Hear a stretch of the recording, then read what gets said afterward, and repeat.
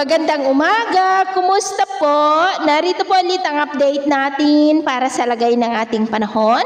Ngayong umaga po ng August 3, 2025. Sa ngayon po, ang habagat ay lumalayo na po dito sa ating kalupaan at habagat free po muna tayo ng mahigit isang linggo. Asahan natin ang mas maalinsangan na panahon sa malaking bahagi ng ating bansa sa mga susunod pa po na mga araw. Samantala, dito sa West Pacific ay 6 na aktibong sama ng panahon.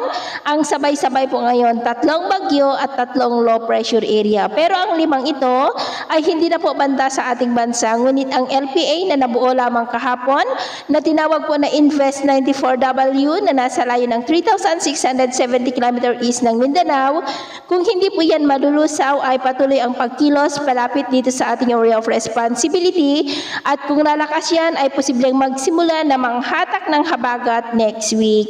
At sa ating long range forecast ay wala pa rin naman pong bagyo na nakikita na tatawid po dito sa ating kalupaan for the next 2 weeks. Pero may nakikita po dito sa forecast na dalawang magkasunod na sama ng panahon na maaari na mabuo next week na magsimulang magpalakas ng habagat.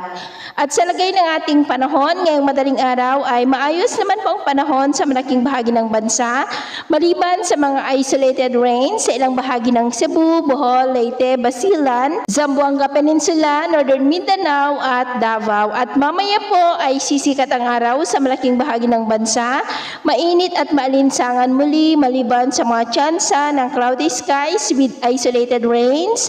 Diyan po sa may Tawi-Tawi, Basilan, Zamboanga, Davao at Mati. At mamayang hapon, maayos pa rin ang panahon sa malaking bahagi ng bansa maliban po sa tsansa ng cloudy skies with isolated rains. Sa malaking bahagi ng Mindanao, Negros, Cebu, Bohol, Leyte, Silangan ng Cagayan at Isabela at diyan po sa Batanes. Kaya kung lalabas tayo sa ating matahanan, ugaliin lamang po natin lagi ang magdala ng kahit anong panangga natin sa init ng araw at proteksyon na rin po sa mga biglaang buhos ng ulan. Sa atin naman pong mga baybayin, dahil pa rin sa habagat ay iwasan na muna natin ang papalaot lalo na po sa mga kababayan natin na mangingisda na gumagamit po ng maliliit na bangka dyan po sa kandurang baybayin ng Northern Luzon at sa mga baybayin po ng Batanes at Calayan dahil ang mga alon dyan ay posible po na aabot hanggang sa 1.6 to 2.5 meters height. Kaya hanggat maaari po